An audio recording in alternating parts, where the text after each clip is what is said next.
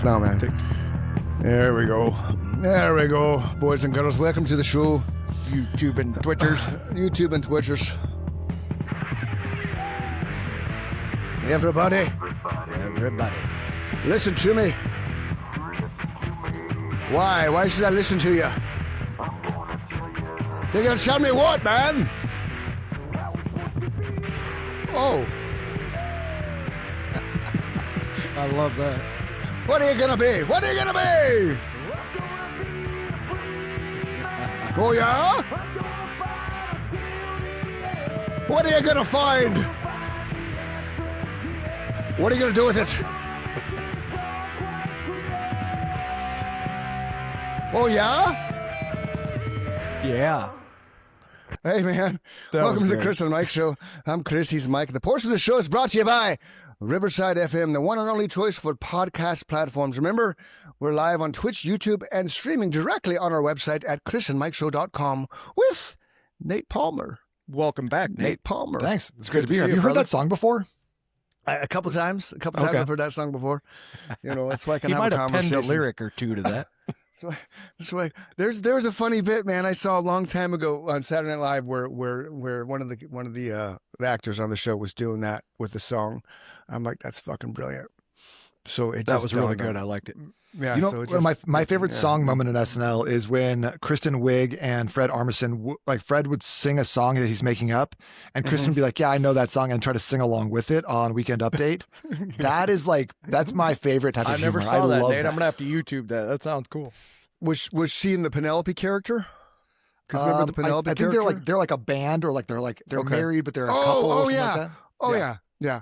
Her Penelope character is pretty cool too, because it was where she was twirling her hair, and you'd be like, I can bench 450 pounds 6 times. Yeah, well, I can bench like 500 pounds 12 times. So there's that. Like everything that you would say, she one-upped. And we actually had a neighbor at the time that as soon as that episode of SNL dropped, and then we were at their house hanging out, Nick and I like, holy shit, it's Penelope. And obviously we never told that neighbor, and I will not tell that neighbor that no name dropping. But yeah, it was a trip, dude. It was like every time from that point on, the rest of our lives, whenever we hung with them and that neighbor would do that, we just like, yep. That's Penelope. That's Penelope. There's people like that though, that you just like, you're trying to have a conversation with them, and they're like, well, actually, when I was in the Amazon jungle, and you're like, okay, yeah, take a breath. Actually, that's most people. If you notice, they're just waiting to tell you what they've done, even if they haven't done it, right? Yeah. I call those people ZQ people. Zero questions. ZQ. Here's a great example, Nate. Rogan was telling a story about this game show that he did. It was called Game Show in My Head. So one of their skits that they were going to do was, there was a reporter on the street who was supposed to interview these people who had been abducted by aliens, right? They'd seen a UFO, they'd gone up in the ship, but that person is gone. So you need to fill in for the person who was abducted. He said it was 100%. Everyone did it. They're all lying, right? But they knew they were going to be on TV. So they signed the form and said, yeah, sure, I was abducted by aliens. Wow. That's how bad people want to be noticed. Well, that's kind of like with the reality show stuff. Like the producers will tell you, and we've talked about this when I was on that one, Millionaire Mastermind, whatever it's called, real estate show that I walked out of because of the bullshit they do. But they would tell you, like in Nate, if you're on a fitness show and you were just getting along with me, Mike, the producer, would come up, Nate, I need you to talk about Chris's sobriety, because we know that's going to be a trigger for him. And we want you to poke and prod at him about how he's not really sober, because at some point in time in his 20 years, he has slipped and he's just lying about it. And that holds true to every reality show you're watching. Yes. And literally it would be like, Nate, nobody wants to see you and Chris get along. Nope. So we're going to need you guys to have some kind of, hostile interaction. Oh, man. Should we do that? We can do it. Yeah, we could do that. We could do that. I'm a little bit hostile sometimes. Yeah, I could be really hostile if I wanted to. I could be the producer, because I try not to be hostile. I wouldn't leave my shopping cart out in front of you, Chris. I'll say that right now. Dude, I've seen people do that when people park in those red zones in front of stores. I've seen people walk up and put their shopping carts in front of their car. So, and then when they leave, they don't realize the cart's there. I'm not there to see it happen, the aftermath of it, but I've literally watched people walk up and put their cart in front of a vehicle that's in that red zone fire lane and walk away. And I'm like, okay. And I look, I'm like, oh, that's brilliant. Like, I wonder what's going to happen. That was my first thought when you said it too. When they pull out, because when they pull out, if they don't see the cart, boom, they hit the cart. And then it's like, well, what are you going to do? What are you going to complain about? You're not supposed to park there to begin with. I feel like this all goes back to kind of like the knowledge of self and just like authenticity. I think people who know who they are, that's like number one, my number one qualification. If I want to like be around someone, they have to be self-aware. Do you guys find that like, you know, you've interviewed tons and tons of people on the show. Yeah. How often or what percentage of people would you say come on and are self-aware? They know who they are. They know how they present and show up. Can I answer that question? Yes, I'd absolutely. love you to. I'm glad you asked that. That's a good question. Nice job, Nate. High five. I'm going to give Chris kudos in that it would be way higher if he wasn't better at reading people's bullshit, right? So he'll text me every now and then and he'll say, and I'm not going to throw anybody under the bus, but for an example, he'll say, this person wants to come on and talk about X, Y, and Z. Here's how I feel about it. And I would say over the course of 2.5 years we've been doing this, we've only disagreed maybe one time. And I went along with him because I felt like discretion was the better part of valor, right? If he's got a bad feeling about somebody that's going to be on the show. So to answer that's a long-winded way of saying most people we have on here are hyper self-aware, right? That's because they've lived either a hard life, an interesting life, whatever. You know, he likes to call them life's resumes, which I love. So on this show, I would say most people are hyper self-aware, and I've learned a lot from that, right? But in general, on a daily basis, the people I meet, almost none of them are self-aware. So literally I have levels of friends, right? You guys are people that I would look to teach me, to make me a better person, right? When Nate's talking, when Chris is talking, I'm listening because I'm going to learn something along the way. Of the most two of you guys, people are waiting to answer, you know? Who's more naive? I guess naive is not the nicest word. I would say I'm pretty naive. That's but like not the right word. But who's more like willing to give people the benefit of the doubt, and who's more willing to cut through and just be like, no, that's bullshit. I'm getting a bad feeling about that. That's why we make a good. That's why we've always made a good team in the band as songwriters on the podcast. My wife is like that. She's a lot more like, she's like, I don't like that person. And I'm like, he seems fine. He's nice. And then she's right all the time. Screwed most of the time. We're going to get taken. And we can't have I've gotten scammed before. Sure. Me too. Yeah. I think it's a woman thing because Nikki's like that. Nikki will judge, not judge is the wrong word. I don't want to say that. She will pick up on the person's true reasoning for trying to get into our circle within the first half hour meeting them. She's only been fooled once. And the people that fooled her fooled me. And it was a real estate thing. I'm not going to go into it because I'm not going to throw them under the bus. But it was mind-boggling how she didn't catch it because it's always like if I just met you, Nate, and you and your wife were going to come over and we were going to hang out, within the first 30 minutes, Nikki would know the type of human you are and the type of human your wife are. And as soon as you left the house after date night, whatever, she'd be like, I like Nate, or Nate, what the fuck is up with Nate? She wouldn't say it like that, but she's like, there's something wrong. But that's just, I think it's a woman thing because women have to have that extra sense because men are assholes. Yep. And so they have to have that internal alarm and those hairs in the back of their head paying attention to them because as women will tell you, guys lie about everything. Sure. Especially when you're dating, right? They lie about everything. So that's the other part of why I think the women have that extra little receptor, if you want to call it discernment. That. You know what I mean? Mm-hmm. There you go. Discernment. Yeah, absolutely. Yeah, absolutely. But I heard that women who have the best husbands hate men the most. Yeah. I can see that. Yeah. I can see that because they're like, I know what it looks like to live with a high integrity man, and therefore all this other bullshit does not fly with me. Well, and that's part of the reason why Nikki and I gravitated each other because at the time I had shaved my head, and then I was realizing back then that women were shallow as a motherfucker because nobody had shaved their head yet. Like I did it before Michael Stipe did it. Once Michael Stipe did it of REM, then all of a sudden, Michael Stipe shaved his head and became relevant. Kind of. Even then, it still wasn't true. But you had a public figure. I'll agree with you there. But yeah, I've always said when you did that, man, that was people have It was no idea. ballsy. I hate to equate it to the Beatles, but you know, Right. it was that shocking when I saw him for the first time because he had long hair when I met him, right? Oh, And then all of a sudden he shows up for band practice one day and he looks like that in a time when that was not socially acceptable. Is the best way to put it. well, you got a good shape for your head. It's nice. I do, it's thank you. nice. Thank it's you. a really good shape. Mine's a little lumpier than that. I don't get away with the shaved yeah. head very often. I'm lucky I had- in that respect too, Nate. Mine's like his. It's round on top. That's nice. Yeah. My dad, he always says I'd be screwed because he's kind of got the where the it flattens out Frankenstein? on top. Mine Not is like quite I got that flat bad, spots but on the side. Yeah. Okay. Yeah. Yeah, so it's not good. It's not good. Yeah. Yo, we got a picture. Oh, we're just looking at the whole thing. he's giving us the 360 the view. 3D mapping. I used saw to like have a- I saw like a 3D render of like what they Yeah. thought Pharaoh might have looked like back like from like Egypt. A Okay. lot like Chris, to be honest. He does That's look awesome. very. Yeah, he could Yeah. pass for an Egyptian. Very Egyptian. I need to be a little tanner to be Egyptian, but Yeah, well, It's You know. wintertime. it is wintertime. So guys you are- asked you asked before we jumped on the show if I was excited about John Harbaugh, being a Giants fan.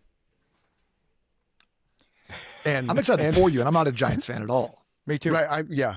Neither's Mike. Mike's a Bears fan. The Bears. Who's your team, Nate? We never talked about Seahawks. that. Seahawks. Oh, okay. So Ooh. the Seahawks are favored to win the Super Bowl, which I don't understand why, because Sam Darnold is nursing an injury and he's nursing an possibly injury? playing. I did not know Yes. that. Because yesterday, because everything on social media, I mean, everything was Harbaugh. So I ended up watching ESPN something inside ESPN, Inside Football or something, waiting for Nick to come home, and they were talking about all the things. And when they brought up the Seahawks, it's I want to oblique. He's nursing an oblique injury, which really, Ooh. really, dude, really, come on, man. You're a Oblique's professional tough athlete. though because you can't heal Well, that. Oh, I know, and you're throwing it and shit. I That get it, throws. Yeah, that's going to throw off your throwing Totally. motion for sure. but cortisone, because Yeah, shoot that up. Shoot I me get up, through Doc. 2 more games. Cut it, 3 more Mick. Cut games, it. Cut hopefully. it, Mick. Right. So, but Jack Youngblood played the Super Bowl with a broken fibula, so I don't really care if Sam Bradford has an oblique issue, dude. Just the tough suck it part up, about man. that game is you got to play somebody in your own division. Those division games are tough. Dude, are Three- we, yeah, Go the ahead. NFC West has been crazy this Brutal, year. man. We're like 40-7 across the NFL. Right. and with all- and 3 of the playoff teams were from the NFC West this year. right. Well, last time Chris and I talked about the NFL, I said, don't sleep on the Seahawks, man. That team on Right. both sides of the ball is brutal. Right. We don't Yeah, our see a lot defense of is them sick. in this part of Mhm. the country because, obviously they're showing the stupid Browns and I love the Cowboys. Bears, but yeah, we end up with the Cowboys as the game of the week. The few times that I've had the pleasure this year of seeing the Seahawks, what an amazing coach, offense, defense. It's a well-oiled machine. I'm super What's excited for surprising our, about the our Seahawks? rookie safety, Nick Emanwari. Yeah. He's a beast. He's on every play. What's surprising about the Seahawks is the turnaround. Because how long's Carroll been gone? 2 years? Maybe 2 3? years. That yeah, is and quick. all of a sudden they're back in the playoffs. And Carroll got a 1-year deal, and not 1-year deal, got paid for a year and kicked to the curb and still making money. I'd say 8. the Seahawks found the problem. Right, and there's still 8 openings in the NFL head coaching ranks, man. 8. Russell Wilson, Hey. DK Metcalf, Pete Carroll. I don't even think Geno Well, Smith was the Russell- problem. Russell But- Wilson was not. Russell Wilson was done. He should never went to Pittsburgh. He should have retired after Denver. He should have just called it. I heard someone say he played himself out of a Hall of Fame. He did. spot. He absolutely Yeah. first at least the first 2 ballots. I would 'Cause agree with now that. now they're claiming some bullshit. Oh, I hurt my hamstring the second week, and the Giants. Fuck you, dude. That's just an excuse. It's like you see Aaron Rodgers playing right when they're getting their asses kicked. All of a sudden he's like, "Oh my hand, oh my hand, oh I can't feel my hand, oh I can't feel my hand, oh my leg, oh my knee, And then after the press conference, what's wrong with your hand and your knee? Oh, I'm not going to comment on that. I'm not going to comment on that. I'm a professional athlete. Shut up, dude. You're making excuses, man. Just please. But Here's a good statistic that I just saw for those gamblers that are out there. Matthew Stafford is 1-9 when it's under 20 degrees. He's only won one Really? game. Yeah. wow. And who are they playing? The Bears. Bears. The Bears, and it might be the In- coldest game ever at Soldier Field with the wind chill. Oh, dang. Okay. I watched this thing on the YouTube last night because I was looking for something and I couldn't find it. So it was the top 10 weather games, and the Bears were on one of them. Um, I want to say minus 29 with the wind chill. Yeah, Like wasn't that one of the first Super Bowls? Google that. Google that. I'm gonna lean The in. Packers played one of those games too. It might be the Packers that were The in Packers the was the Super very Bowl. first one, the Ice Bowl, but this one was different. Okay. Let me go to my YouTube because it should be on there because I watched it. And then find out what the coldest game at Soldier Field has been recorded. Because unless the weather changes, that's one of the things that I heard earlier in the week was potentially with the wind chill, it could be the coldest game at Soldier Field, which is going to benefit the Bears mightily. The Bears. Ben and Johnson Caleb- took away the heaters all week for practice. Oh, Coldest you know what game just at popped- Soldier Field was December 22nd, 2008. Bears versus Packers. Temperatures at -2 Fahrenheit with a -13-degree wind chill. Wow. I'm Nate Palmer. I am faster than Chris Dunham. But check this out. This is pretty cool. Look what popped up. Look what popped up on the YouTube. Right there. We're live right now. We're live on That's YouTube. Nate Palmer. Like, isn't that a trip? Like, I know that dude. I pulled it up and we're live. And then there's What is Miles that? Kennedy. What faces are we making? I don't know. It's interesting Probably ones stupid though. ones. It's interesting ones though. I can't make that go. But I thought that was crazy. Just dialing in and okay. So I got to like where do you find what? Oh, history will tell me.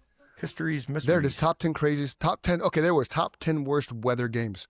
So, I don't want to see the volume. I want to get to the You looked up Bears. specifically Soldier Field, right, Nate? I did, yeah. Okay. Yeah. Because Chris was busy. Yeah, I'm busy, I had to man. step in. I'm busy. We I'm appreciate trying, you. man. We I'm appreciate trying. you. I'm trying, Nate. You know, I'm a little slow. I switched to I Sanka know, that's today. what I'm I'm so just- glad I love you're to be here, brother. helpful.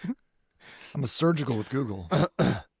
So we're gonna let this play in the background because I think it'll be fun to have it on the side. So these are weather games. So that was super cold, that game.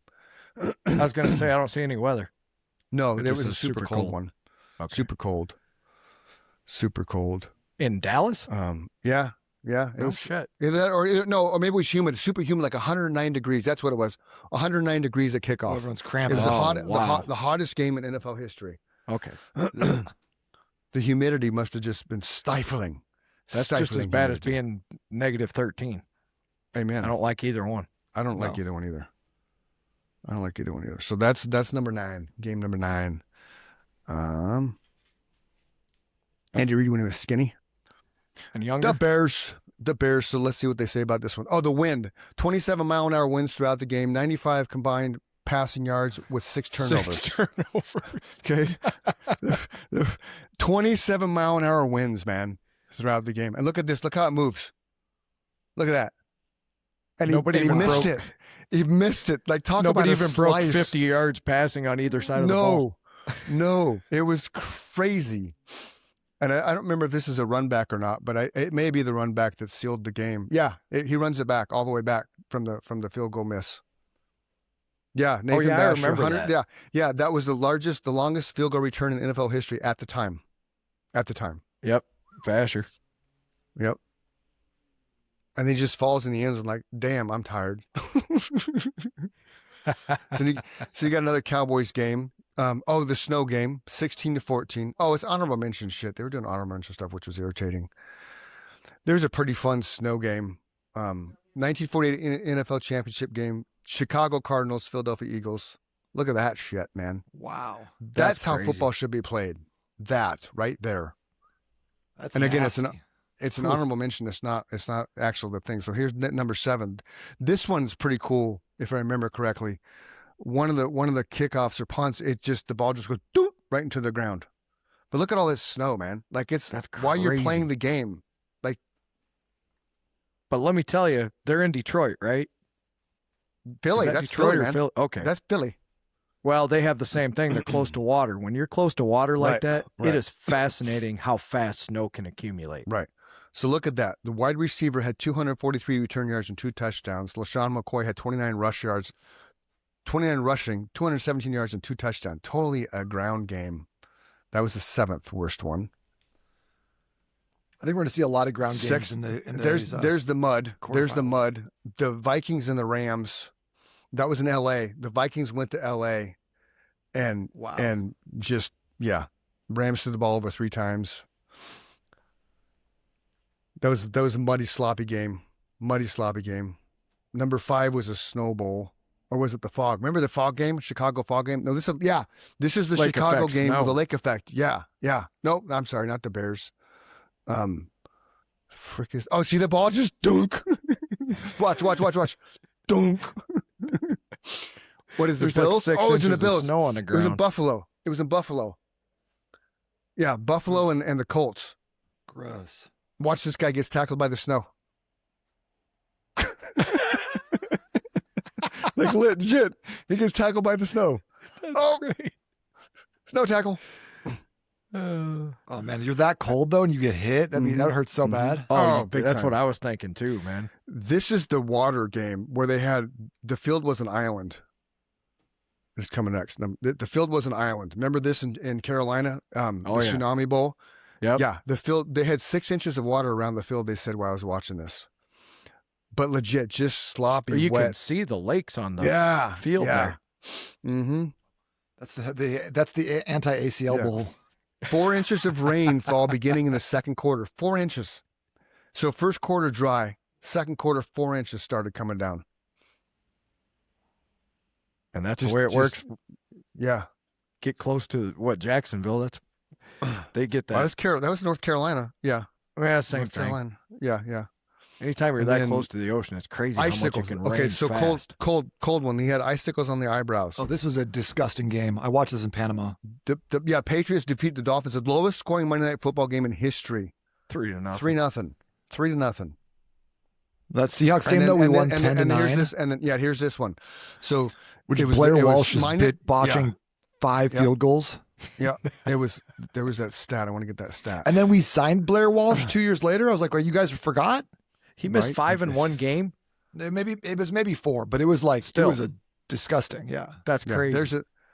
there's a thing going on one of the Giants pages to everybody send Tyler Lupa a thank you card for missing the field goal for Harbaugh getting fired. So this was minus. So this is what I was talking about, Mike. So you're this. It wasn't the Bears, but minus 6 degrees at kickoff, minus 25 wind chill was the third coldest game in NFL history. Damn. And this was the Seahawks and the Packers. I mean, not the Packers, the Vikings. Icicles on his eyebrows. You got icicles on your eyebrows. And what? So was that? So no. Minnesota had an outdoor stadium. Yeah. How the hell did he miss that? I don't remember that. I guess they did, huh? Before they went Yeah. to Dome. Yeah, that So then the dome's fairly new. Okay. And then the 2007, the Monday Night Football. This is the lowest scoring Monday Night Football game. 3-0 was the end score. And it was just mud. Look at that. Boom. See it? Just stuck. Just stuck. Wow. And they're all walking around it. Replace your divot. Boom. Yeah. Lowest scoring game in Monday Night Football history. 3-0 Steelers. That's the highlight. And that's just an honorable mention, mind you. But yeah. Number 4, the Fog Bowl. The Bears and Eagles. Oh, yeah. This is Randall Cunningham era, Jim McMahon era. Yep. I remember that game. What's funny is they had the commentators talking and they're like, it's like we're in the clouds trying to figure out what the hell's going on, and we couldn't see anything. And yeah, second quarter through the rest of the game, it was just dense fog. I remember it too. It's like, how do you play in that? Which is crazy now because they'll call any game now with just a little bit of rain, right? When it starts flooding, we got to call the game. We got to pause it for 2 hours. It's not safe. How was that safe? It's not. No, But we but were it's tougher back then. football. It's football, right? I can't believe we haven't seen the fans throwing snow Right? in Buffalo. Remember The that when they were Buffalo one? throwing Yeah. snowballs and they had to Uh-huh. threaten if they throw any more snowballs, they're going to start penalizing the Bills. Yep. What was this one? Number 3. January 10th, 82. Where's that? What stadium's that? Oh, yeah. Bengals. Chargers, Bengals. The Freezer Bowl. I love that you guys can just like do your podcast about whatever too. That's so Yeah. fun. I feel like Yeah. sometimes I go to my podcast and I'm like, Yeah. fitness again.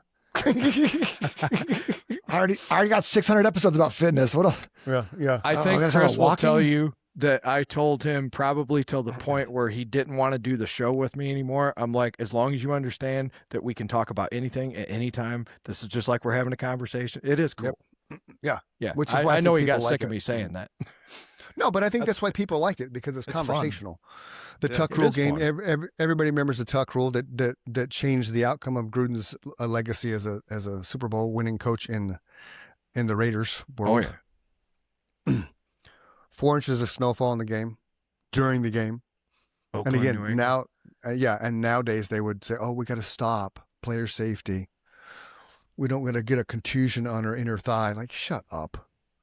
You're a football player, man. Number 2, and again with the Raiders. Yeah. Oh, that was the same. What? That was weird. I thought the other one was number 3. Oh, we're not at number 2 yet. Okay, my bad. There Jump you go. ahead, number 2. There you go. 4 degrees at kickoff, minus 27 wind chill. 4th coldest game in history. Or- It was the Chiefs and the Rams. Not the Rams, the Dolphins. I'm going to experience just- close to that this weekend. Yeah, it was just cold. Are you going to And the then game, Mike? here's the What's that? You going to the game? I No. paused. It's just going to be that cold in Illinois, so I get to experience it right along with the Bears. Oh, that'll be nice. You should go outside with a helmet on. Run into some stuff. You know how you tell Number people 1. everything Go above ahead. 110 is pretty much the same? It's Yeah. just hot. Okay, so this It's is the just game cold. you want to. This is the game the Bears want to beat. Minus 13 degrees at kickoff, minus 23 wind chill. That's That was not the gonna coldest happen. game in NFL Gross. history. Only wind chill, maybe. Yeah, that's a cold. Well, that's the thing though. If the wind chill's below 23 degrees, it could be the coldest game in It could. and they were talking about how they'd put their hands in their pockets like that to know it was going to be a pass. Oh, wait, what was the actual temperature of that game? I'm sorry. Minus 13 at start. Oh, with no, a we're going minus to be 23 wind positive chill. 12, so it'll Oh, have to okay, be a wind chill okay. thing. So that was the 12 coldest games, the 12 most weather games in NFL That was cool. history. Brought to you by the Chris and Mike Show. Nate Palmer, special guest, athletic trainer. Learn something new every day. You know, this is all about fitness and how fit were those athletes playing that game? Crazy. Pretty fit, Nate. Well, I think NFL athletes are like top tier in terms of just fitness. Like you take a tight end or a linebacker, and they can pretty much play any sport. I think basketball athletes are maybe some of the most like athletic in terms of like plyometrics and bounciness. How about I think soccer? gymnasts are the strongest, and I think wrestlers are the most well conditioned. How about soccer? Soccer's have good endurance, but I wouldn't say that they're like upper level like of elite athletes. Would you say gymnasts have the best core strength?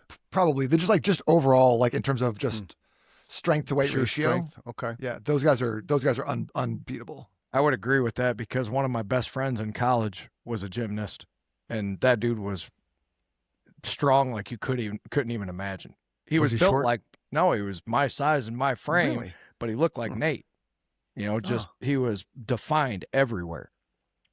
Wow. I see gymnasts all the time who like you know they come into the gym. Like, these are like junior high school gymnasts. They come into the gym for the first time, and then they do 20 pull-ups with 90 pounds on them, or they deadlift 405 pounds having never fuck. deadlifted before. This dude did the rings, Nate. Yeah, like they're ridiculous, Wow. Chris. They're just so strong because they move their body through space. Mm. And there's a difference between like doing a leg press is called an open chain exercise where you're moving an external load. A shoulder press is an open chain exercise. Okay. A closed chain exercise like a push up or a squat where you're moving your body through space. So all gymnasts do is move their body through space in these closed chain exercises. And closed chain exercises do two things which are really cool because they signal to your body that there's some external threat. We need to get out of this into this tree to escape the saber-toothed tiger. So they are very good at retraining your body to build more muscle and to drop more fat because it's just a safety thing for us. So it kind of triggers that evolutionary mechanism that we have to keep ourselves safe. So that's why I think that most people in their training should do more closed chain than open chain, even though open chain like machines and stuff are really fun. Keeping something in there where you're moving your body through space and like learning that proprioception, really helpful for body composition stuff and just being strong and able.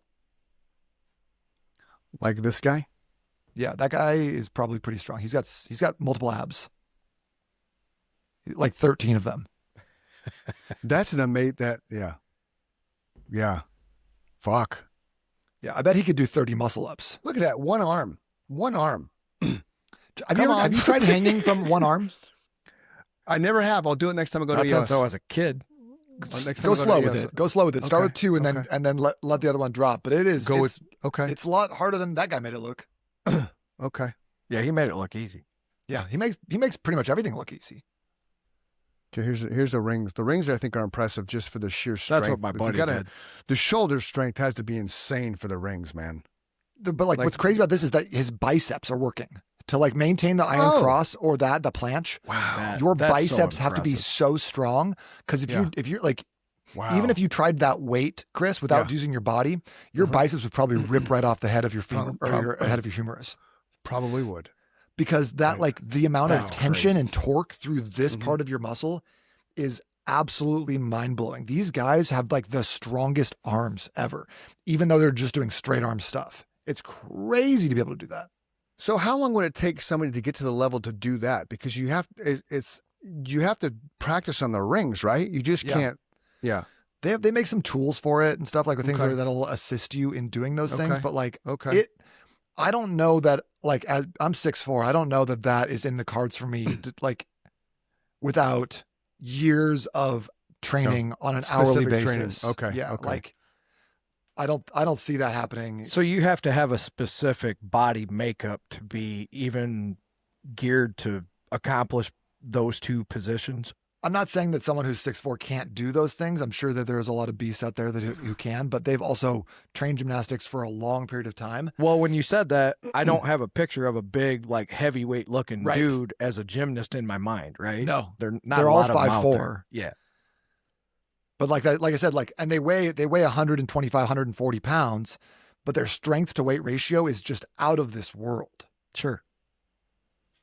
Yeah. Yeah. So like rings, I think, is one of the most impressive It is, man. Yeah. Oh, agreed. demonstrations of physical strength and ability. Ridiculous. Yeah, I knew the first time I saw that guy on the rings, I'm like, I would never cross him ever.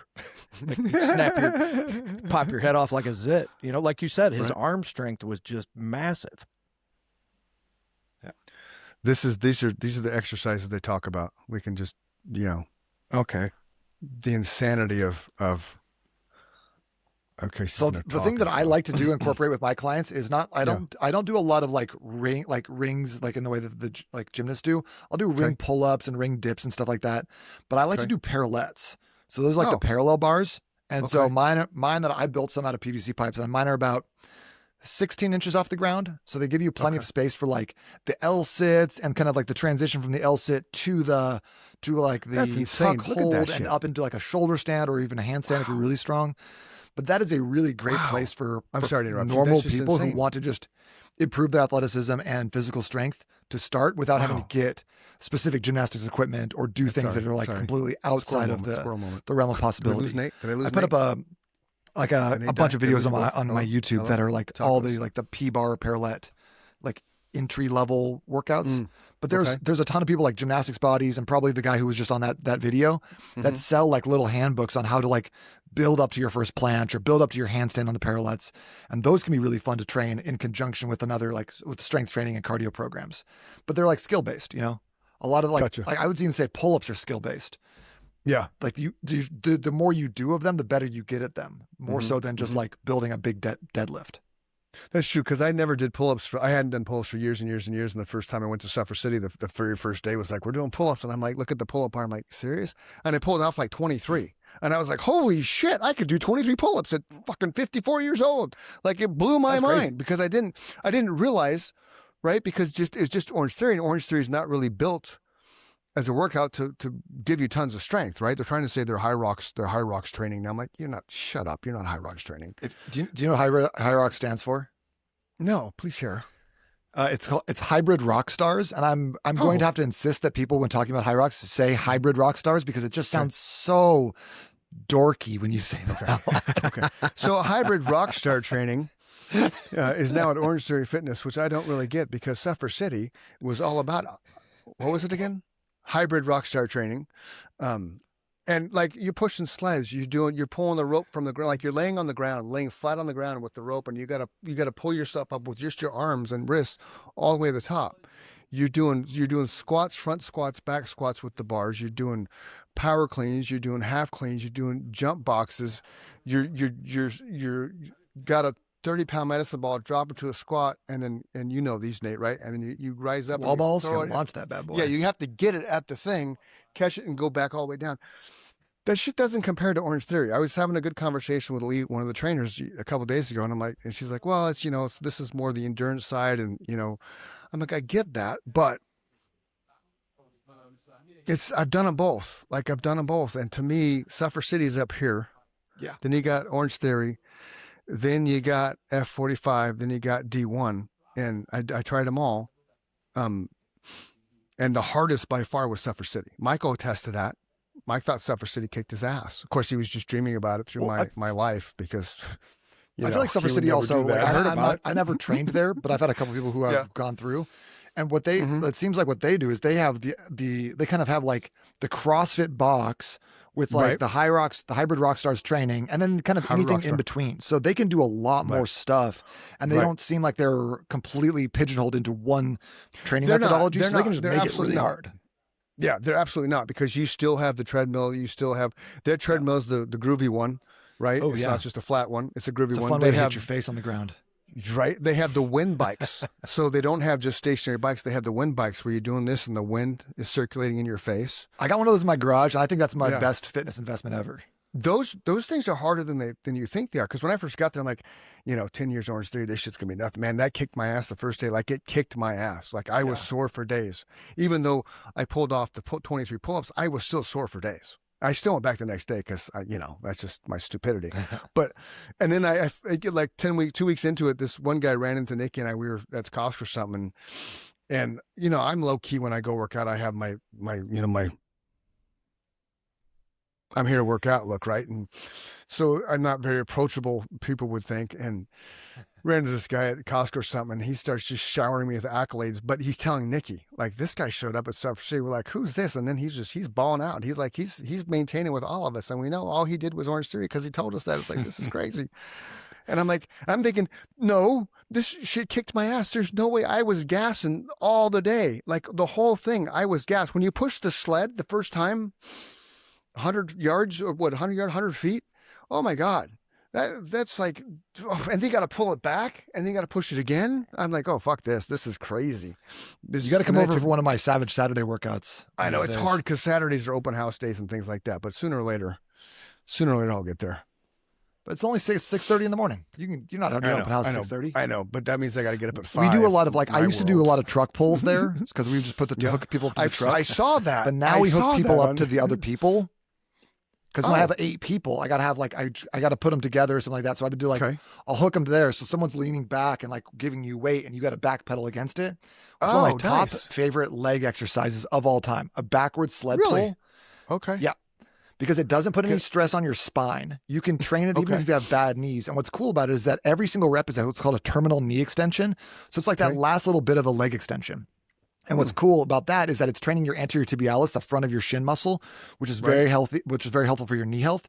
And it's training your knees and your glute medius. So you're building up big, strong quads without having to do the negative, the eccentric portion like you would do with a squat. So without putting a lot of stress on your back, without putting a lot of recovery debt into your workout, you build up this crazy burn in your legs. Because anyone who's got big quads, the one thing that tells me about them is that they are okay with suffering. They are good with it. You don't have big legs without suffering. And so if you do that for long periods of time, you get great ankle strength, great knee strength, great low back strength, and you don't put yourself in recovery debt. That's a huge win. Massive ROI exercise for me. Right on. Well, that and the fact that the legs drive everything. So the stronger your legs are, right? Mm-hmm. The better your life is. I learned that a long time ago that you can have the biggest, upper body in the world. You can bench 500 pounds, all this kind of jazz, but it's your legs that drive everything. Your legs and your core. Thick thighs save lives, baby. I'm on your Instagram. I want to find the truck pull because I want to show people. Like I've seen it. I've seen you do it. It's freaking insane. It's so fun. It's just and then people will stop and be like, do you need help? And I'm like, no, I'm training. Right. Well, one of the things that you said, Nate, about protecting your back, what are the top 2 things that you think you do differently than, Chris just mentioned 4 or 5 different things that he's done in his life that are, national campaigns, so to speak, for lack of a better term, right? You're an independent. super passionate about what you do. You have years of experience. What do you feel like you give your clients that they're not getting at a place like what Chris is going to that's, a chain operation? I would say like two things. They're both pretty related. Number Okay. one is I don't program like stuff because I'm. Don't zoom in. Don't zoom in. I won't. You can swipe. It gets weirder. I know. Keep No, talking. but I don't give clients things for the sake of like getting them sore or tired. I don't treat soreness and tiredness as training metrics for a successful workout. I think of those things as like they're byproducts of just not having done the thing before. Chris said he was super sore after having done his workout, probably just because he hasn't done it. There's this principle called the specific adaptations to imposed demands, the SAID principle. And if I take the best athlete in the world and I have them go out and do 600 lunges, they're going to be super sore. Sure. Yeah. Even if they're the greatest athletes of all time. So I always try to keep that in mind. I want to make people better and not lazy or not tired or sore. And then I always think a lot about ROI. What is the return on my investment for this workout? And especially as I've gotten a little bit older and, dealing with my clientele that's getting a little bit older too. This is a good one because I can stick myself with a needle here. Ow. Why are you doing that? I put a chip clip on. Yeah, it's my needle chip clip. Okay. So everything that I do, I'm trying to run through the filter of like, what is the lowest risk with the highest reward on any particular exercise. Okay. So there's probably 8 or 10 exercises that I think of that really like kind of encompass that for me. And I have people do those exercises most of the time. And there's always some sort of dumbbell row, but you can do a million different variations of it. So I like to mix up the variations, but I'm not having people do dumbbell snatches overhead, for example. I don't think the risk really Why not? is is good for the reward there. Most people don't have great thoracic mobility. Doing something explosive up and overhead, it just puts a lot of stress on the shoulder and the whole system. So if you're not completely locked in, both mentally and physically, maybe you're a little bit tired, maybe your shoulder's been bugging you a little bit, and now your shoulder is sore for 3 months. Like that wasn't worth it for that one exercise. That's going to be my question. Before you get too far away from both of those subjects, how do you balance, like you said, he was sore afterwards. How do you balance how far you can push someone versus how much recovery they need before they can do that particular exercise again? I think that's been a lot of just experience. And I've been now personal training for 17 years. And That's so what I I can kind wanted of you to tell say. when people are getting to Holy the point shit. where I can't push them more. I also have this thing I call the rule of 12. So if I'm doing a superset, so let's say I'm supersetting like a leg move and an upper body move, I don't want to do 2 moves that are both 8 out of 10. I don't want to do like an L sit pull up and a front squat, something like that. That's like both of those exercises are both like very, very challenging, like both neurologically and physically. And putting those paired together, like you can get away with it sometimes, like maybe those are both 7s.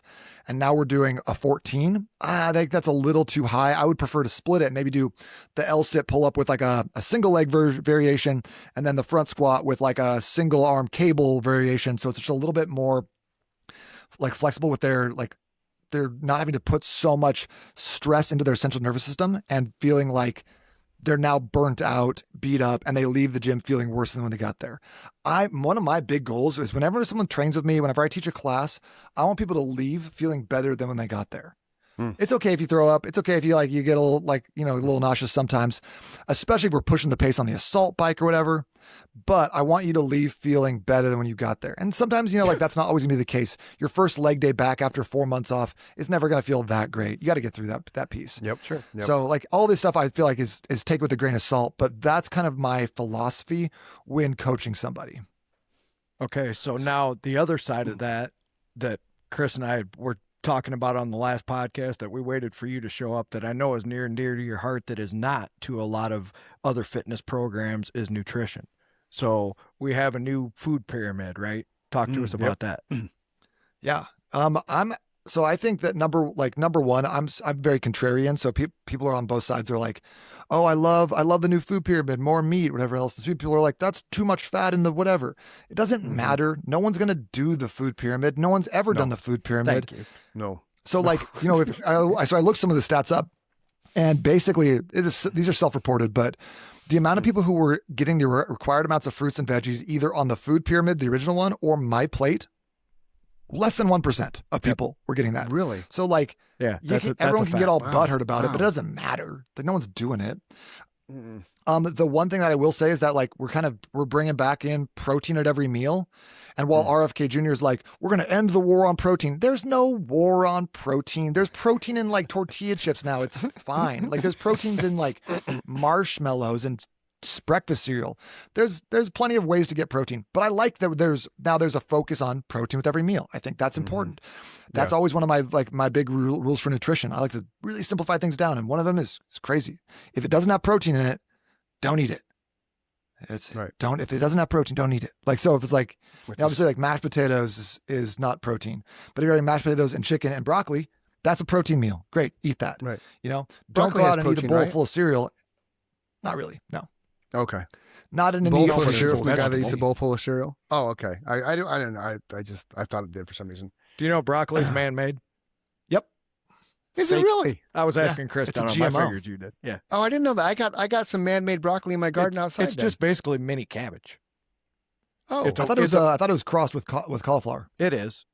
Cabbage and cauliflower. and we turned it green. okay. Who the hell had the idea of making broccoli, man? Like, wait, You're like, somebody. let's come up with I'm gonna something kids are gonna hate. right? What do you got? And I Little man did when I hates was a peas, kid. man. I love it now. Yeah, Jake hated green beans when he was a kid to the point that he would make himself gag and spit it out. Little man hates peas to the point that he told Skylar's mom at one point in time, when he gets 6, he'll be a big boy, he'll eat some peas. So on his 6th birthday, like dinner, like really, Sky, she fed him peas, and he did the same thing that Jake did, man. He started gagging himself, and it's like there's so many other vegetables that he'll eat. Like, just feed him peas. My kids love peas, and they want me to feed them like the frozen peas. They don't even want me to heat them Really? up. They want frozen peas in a bowl. Yeah.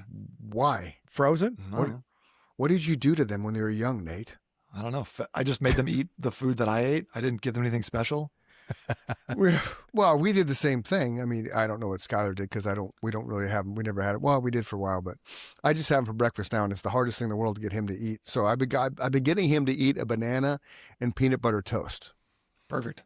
because he just, I'm like, I got sausage dog. No, he doesn't like eggs, at least over here, So it's bagel with cream cheese, and I'm like, dude, you need more protein. So I started doing bagel with peanut butter, and then I got bananas. I'm like, but he goes through cycles, right?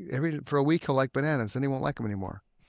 Yeah, I think that's a It's- kid thing, right? Like, it's yeah, like it I'll must feed be. my kids. I'm like, hey, you guys liked this last time. They're like, we What? hate that now. Yeah, They're like, yeah. what sense when? They're like, since right this second. Bring me chicken nuggets. It just And I'm started. like, okay, how about no chicken nuggets, and that's all the food you get, and no snacks for a week because I'm mad. Right. I tell him I'll turn the TV off. If you don't eat the peanut butter toast and bananas, man, I'm turning the TV off. You're going to sit on the kitchen island until it's time to go to school and do nothing. He looks at I me. love I'm that. like, I'm serious, little man. And he'll pick up his fork and eat his banana. And then, okay, now the toast. It's got peanut butter. I know. You need the protein. Eat it. Okay, so I think that peanut butter toast with banana, great breakfast for him, no problem. Mm-hmm. I'm gonna die on this hill. Peanut butter's not Okay. protein. It's Hard not. stop. It's Why? not protein. Peanut Why butter's not? fat. Peanut butter's Talk fat, to me, and Nate. not only is it a fat, it doesn't even have a Wow. complete amino acid profile. So it doesn't even qualify as being Oh, in the ballpark of protein. I've been Really? lied to my whole life. You too, right, Mike? You thought it was protein? He just blew me I away. told- That's why I said talk to me. So fuck me, dude. Sorry. Well, Here's no, the that's thing, good though. to know. Here's the thing. Here's what you can Okay. do. Okay. So okay. peanut butter, there's this powdered peanut butter called PB2 Yeah, or PB. PB Fit. Yep, I got it. Take that and mix it with a little bit of Greek yogurt. Okay. Now it's a protein source because that it has a little bit more protein in it because the fat Okay. was way reduced, and then the Greek yogurt has protein in it, and then smear that on a bagel, and it's like a nice creamy. If you take the powder and mix it into Greek yogurt and like whisk it Yeah. really good, it becomes Yeah. this like nice whipped topping texture. It's nice. So I'll just tell him it's a different peanut butter then, because if I Yeah. tell him it's Greek yogurt, it's peanut. PB2, Tell them he'll it's be like, peanut butter frosting. Okay. So Greek- let me just ask like- you this then. Go ahead, Mike. We thought that peanut butter was semi healthy for us, right? Is Uh-huh. it not healthy at all? Does it provide really no benefit other than to turn a lot of things turn into sugar that people don't realize, right? Is that one of them? No, I would say Okay. it's very hard to convert fats and proteins into sugars. It's really easy to convert carbs. It costs a lot of our body's like processes to convert them. I will say, peanut butters seem to be a little bit more like mold heavy than almonds, so that's like kind of a negative. They are also really high in fat, and while that's not necessarily a bad thing, a lot of people like fat and need it in their diets. I need it. It's extremely easy to overeat fat. Like if you track your calories at any time, like, and you're like, okay, I'm trying to get 90 grams of fat today. It's so easy to go to 140 in like a meal. You eat one ribeye and then all of a sudden you're like, how am I at 120 already? It is extremely easy. So whenever I have people who are having a hard time losing weight, or they're like, man, I'm eating really clean, but I'm not getting the results I want. Most of the time it's two culprits. They're not sleeping correctly or they're eating too much fat. And I just see that over and over and over and over again. So I don't want to say that like, no, there's no benefit to it, because there's like, it's got nutrients in it. It's got vitamins and minerals. Okay. What if somebody comes and asks you the opposite question, like myself? Sometimes I have trouble putting on weight, right? I'll go through periods where, I mean, there's women out there screaming at me right now, but I will actually eat what I want forever, and I'll lose weight at the same time, right? I know part of it's stress sometimes. Sleep is another one. I go through periods where I don't sleep so well, but what would you advise to somebody that came to you and said, I have trouble putting on weight? What do I eat then? Tacos. Well, lots and lots of tacos. Yeah. That's healthy, right? Yeah, healthy tacos. Tacos can be healthy. No, I'm right. Thank you. No, I'm just throwing that in there. Yeah, no, I think there's a couple things. Number one is that I think this idea of like bulking and adding an extra 500 to 1,000 calories every single day to gain weight is not ideal. When we look at studies about people gaining muscle, you don't need much more than your maintenance level of calories to gain muscle. To gain weight, we can do that easily. Stack of the peanut butter, a little bit of ice cream after dinner. Just make sure you're getting some snacks in, staying fed all the time. That's a great way to gain weight. Drink a bunch of milk. And be really, really really lazy. So I And can't just have live on your dairy, so couch. that limits me there. All right, well, just eggnog then. That's probably not dairy. And then just live But on your if you're couch, trying to man. gain muscle and gain like good weight, a lot of times that's going to be focusing in on your pre and post workout nutrition and making sure those are low fat meals, but high carb, high protein meals. So usually like a lot of times like that's where the biggest meals of the day will come from, because pre-workout, you're now fueling your body, giving yourself the nutrients it needs, the glycogen in your muscles to be able to go exercise. And then post-workout, you've now burned off that muscle glycogen, so you're refilling those stores. And then what's cool about the post-workout window is, I love this, is that when you work out and then you eat most of your carbs, you're starting to train your body that when we eat carbs, it goes to muscle. That's where we put it. Oh, really? Rather than, it goes to storage, just generally. Okay. Yeah. So when I get So I done think that working if you- out, I should eat say that again. I should eat carbs when I get done worked out. Carbs and proteins is probably your ideal. Limited fats, because you don't want to slow digestion down too much. In that post-workout, you want to give yourself the ability to digest and put those nutrients where they go pretty quickly. Okay. So my top carbs, you didn't ask, but I'll tell you anyways. Yeah, I was gonna go there. Potatoes, number know one. me. Potatoes and sweet potatoes, number one for sure. I love potatoes. Me too. Yeah. From the motherland. I can tell from the I motherland. love them. From the motherland. We had a potato famine. We lived Rice. on potatoes all the time. Some people I love can't do rice, too. but love rice rice too. I think is like a pretty innocuous carb. It doesn't do much to you. Doesn't keep people like Big super fan of bloated. rice. Big fan of what, Mike? Big fan of rice. Rice. I like jasmine rice. Oh, jasmine rice. Jasmine rice is the best. If you're going to do it, that's long grain jasmine. I also Yeah, been like trying to Is that make good? like the black rice, the forbidden rice. Mhm. But making that in your rice cooker, not so great. You know what I Fruit- learned about making, I'm sorry, this is a total squirrel moment. You know what I learned about making rice in a rice cooker? As soon as it's done, take all the rice out, because then the pan doesn't have rice stuck to it.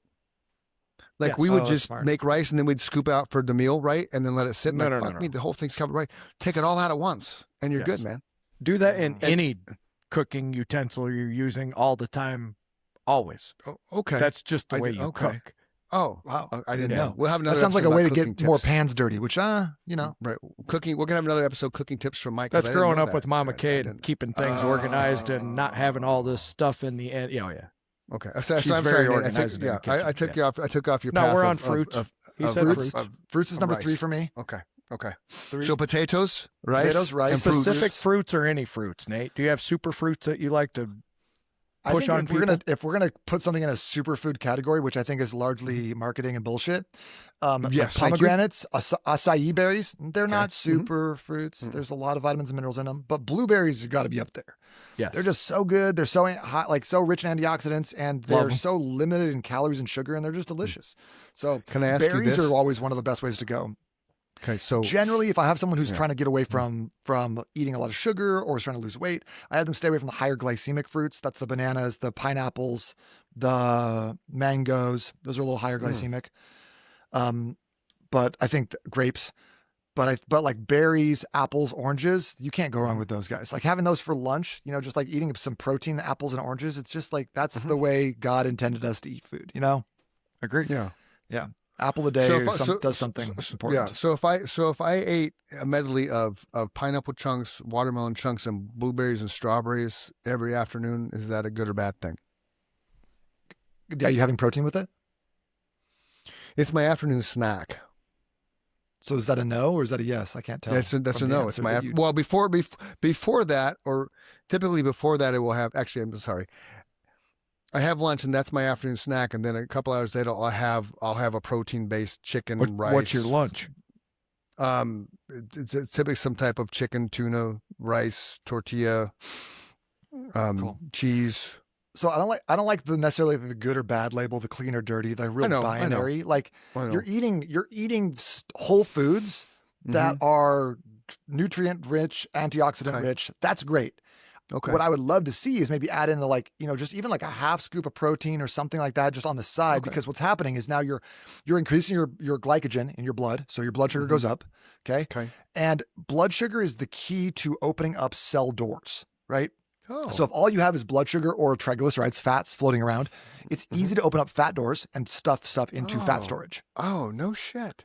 But if you have proteins and amino acids floating in the blood as well, it's easier to open up muscle cell doors and pack those into muscles. So if that's I why sprinkled it that's why with the rule is if it PB2? doesn't have protein, don't eat it. Right. So if I Right, sprinkle so- with PB2, it would be fine. If I sprinkle the PB2 is fruit? a pretty low protein, but like get a half scoop of whey protein, a scoop of PB2, and then that's your little drink with it. Okay. That'd be amazing. It'd be a great way to add some size, Mike. To your question, You There you keep go. pushing this dairy on me, though. See, I'm a challenge, Nate. what was the dairy? What was the I dairy? can't part? have Dairy. whey You anything. Can't have any dairy. Okay, we'll no. have the beef protein isolate. I don't give a shit. Okay. you're, see, a lot of Don't eat things. plant-based protein. Come on. A lot of these questions I'm asking is because I have like what I would call pedestrian knowledge of this shit, right? It's just from listening to podcasts. So I have Yeah. different opinions. When you were on the first time, everything you said made total sense, right? And today it's like, what are you talking about, What bro? the fuck are you No, talking no, about, man? That's why What are we you wanted talking your about? opinion on, how do you feel about what the news was that came out? And I like your answer in that I'm just going to do what I've always been doing because nobody paid attention to that shit anyway. But like, so beef protein isolate is a good non-dairy type of protein. Okay. Couple tips on that. If you're going to get beef protein isolate, always get chocolate because it's kind of a rich mocha-y flavor. It's a much richer protein than whey. Okay. Do not get the watermelon flavored beef isolate. You're going to think I should get watermelon flavored beef isolate. It's a good idea. Do not do that under any circumstances, Mike. Okay. I believe Don't do you. it. So And then the other thing that it could be good is an egg white protein. And there's this stuff called muscle egg, which sells gallon jugs of pasteurized egg whites that you could literally just drink. Okay. Like a cup of it is like 30 grams of protein. And if you get the cake batter one, it's legitimately it's delicious. But check that out. That'd be a good way to gain some lean muscle mass too. Awesome. Muscle egg. This episode is brought to you by Muscle Egg. so we had this guy on the show a couple episodes ago. I don't know if you know who he is. Apache Joe. Mm. You know who Apache Joe is, Nate? I'm familiar. He's from Apache Junction. He was Fit fun. guy. Fit guy. He's actually running his 4th full marathon. Water in his mouth the entire time and a piece of tape over his mouth that says Apache Joe. Huh. You guys would be like yin and yang, man. Like from a physique standpoint, from a health standpoint, from what you eat standpoint. Like I was trying to find something on his Instagram where he's actually just standing still. he's always moving. I found him in a dad's group on Facebook. I think it's the same group that you and I are in. But yeah, really, really cool dude, super nice guy. I think I even mentioned Mike, didn't I? Like we should have him and Nate on at some point in time. You did. I did because I It'd be think fun. you guys would just same cloth, man. And he's Yeah, that guy that even I even about when, fell even out of when my chair when he said he ran that whole marathon with. yeah. He's like, yeah, I Water put a is piece of tape over my mouth to prove that, Yeah. you know, I To had do the same water. to nasal breathe like that requires like a lot of diligent training. That's amazing. Mhm. I sleep Discipline. with mouth tape on sometimes. You do? And I try to when I do jiu-jitsu or when I do cardio, I try to breathe through my nose as much as I can. But at a Yeah. certain point, like I stop being able to do that. So And he that's does it with incredible. water. He does it with water in his mouth the whole race. And he was telling us 26 how miles. yeah, 26.2 miles. He holds the and was same sip of water in his mouth. Yeah. Yeah, there's his water. He says Spartans did it. He's like the Spartans were going 10-mile runs with water in their mouth. Like it's just it's crazy. It's some breathing science and I was like, dude, I've tried it before, but with my asthma, I always end up having to open my mouth. I just can't. And he's like, well, I have asthma.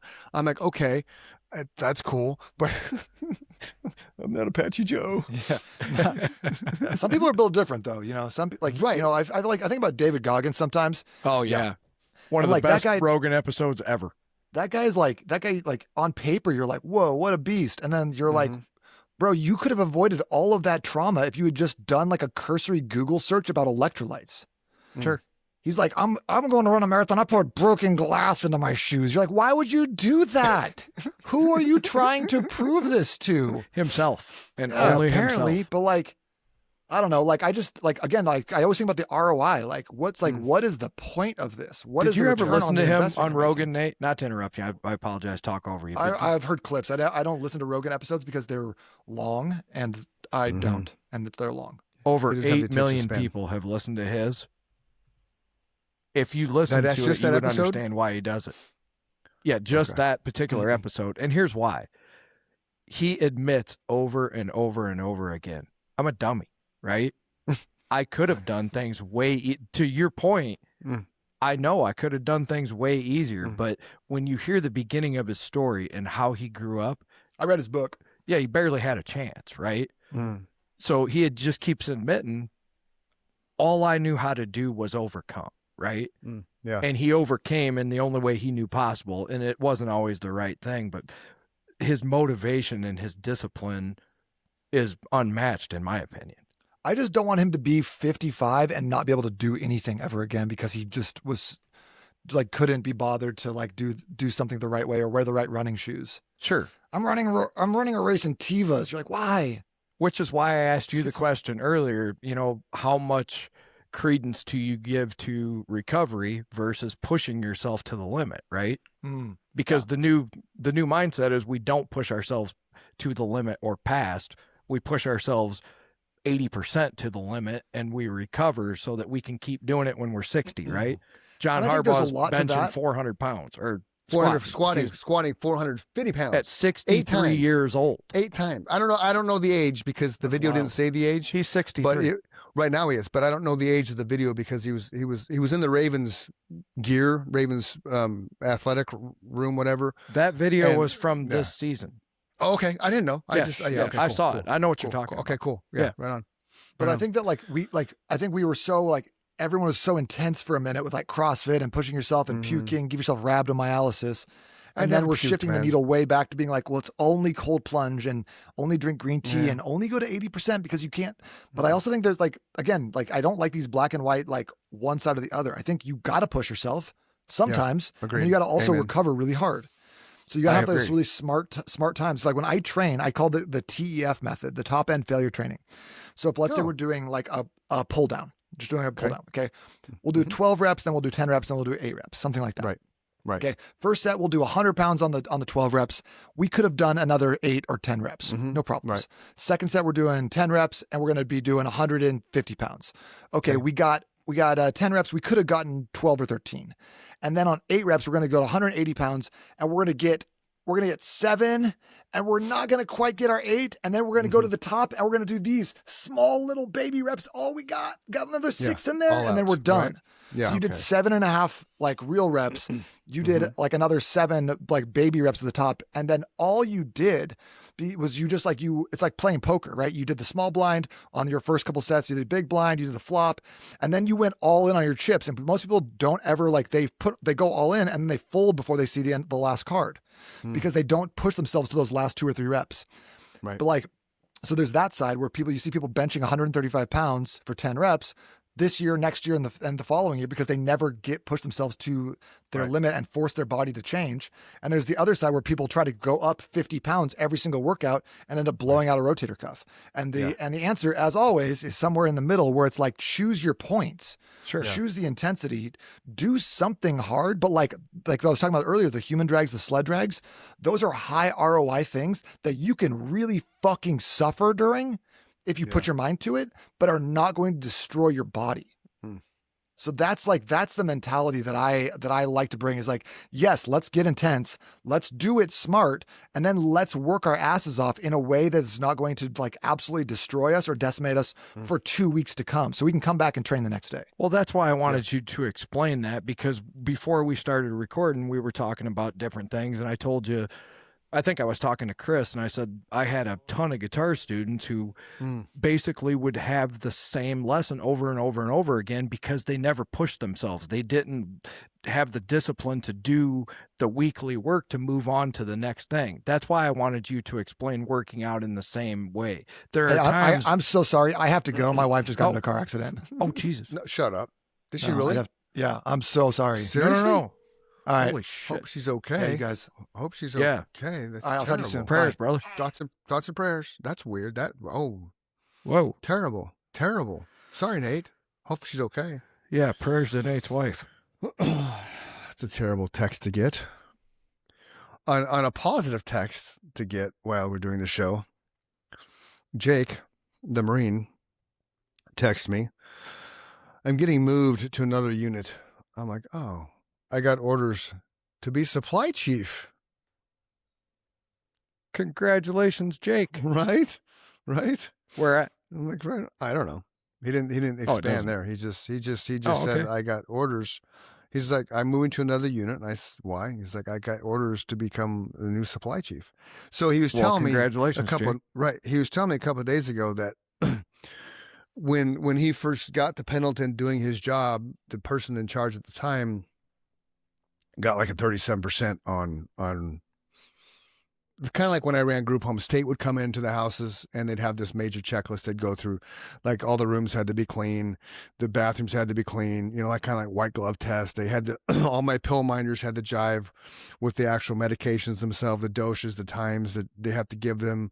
All my logs had to jive. All the programs, the clients, the people that we took care of, we called them clients, were on, programs. And it's going to sound weird, but it's like one of our guys repeated himself. Like he just repeated himself, like nonstop. So one of his programs was he would only repeat himself up to 3 times, a day. So if during the day, if he only did it 3 times, then he would get a check mark that he'd accomplished that. If he repeated himself like 20 times, having a bad day, he'd get a 0. So, but all that stuff had to jive. Okay. Oh, that's great. Yeah, and just I loved him. There was this group of 4 that I started with, and just like legit, just the greatest 4 humans that I've ever been around my entire life were those 4 guys, which is why I smile when I talk about it, because it was fantastic. Even though they were they weren't there, they were our age, but mentally 7 years old. But right. It's just it was cool. It was a great place to be. That's in that time awesome, of my life. So they just did that for him because he took that person's spot. So he just had it and he got like a 95. So he killed it. So it's that's pretty cool that now he's being, moved. They could just ask where to. He didn't say. I asked the same question. Waiting a response. Probably thinking the same thing I thought when you said that. Hopefully back to Arizona. No, he doesn't want to come to Yuma. Yuma sucks, man. Oh, He's in Pendleton. It's going to be somewhere there. It's going to probably be Pendleton or MCRD. I'm assuming it's going to be Pendleton. He's trying to get back to DI school, which if he does, which he feels like he'll have no problem doing, that'll be October of this year, for that first cycle, and then do that. And then, all of a sudden he'll turn into a lifer if that happens. I was cleaning out the one of the barns, right? And I found 5 totes. One of the totes was filled with song lyrics. Like, what the fuck? A tote. I'm talking a tote. a whole tote? A whole tote. Like a file folder. I took the file folder out of the file cabinet and put them in the tote. So it's all alphabetically organized. I don't have it with me, but then I found this. I'm burning with anticipation. Well, it's kind of funny. So that's my wife as a baby. 3.5 years old. It's a good thing she doesn't watch this because she would be pissed. I have many similar photos, so trust me when I sympathize. Oh, look at that full head of hair there. That's a young Chris Dunham right there. Oh yeah, I see. I have no idea when this. I have no idea when this was because there's no date on it. No date at all. But yeah, Somewhere it was kind of cool. Somewhere there's a picture of me with ET glasses, buddy. So this was kind of cool they though. say ET I found on the this. side. I found this. This is probably from the very first Come Bite the Apple thing I ever got from Mother Love Bone. That's awesome. Yep, Fish Islands. But this is what I thought was cool. This is what I wanted to grab. It's gonna blow your mind. It's a newspaper. I don't know why I had the newspaper because I scoured it's a sports book. I scoured all the things. I find out, why did I save this? Because back in the day in Arizona, this is 83. So I was 13 years old. They used to have, when you played summer ball, which is Parks and Rec, they would come out and the sports writers for Tribune and Republic would watch the games. And then they would mention, same thing for us. they do this, yeah, do the stats. Oh, Chris Dunham had, went for 4 for 4 with, Yep. My mom's 3 got all that RBIs. stuff. Yeah. This is what I thought was cool. Okay. Friday and Saturday only. Okay. Look at the price of the car. Brand new car. 15.8. You're A right. Cougar.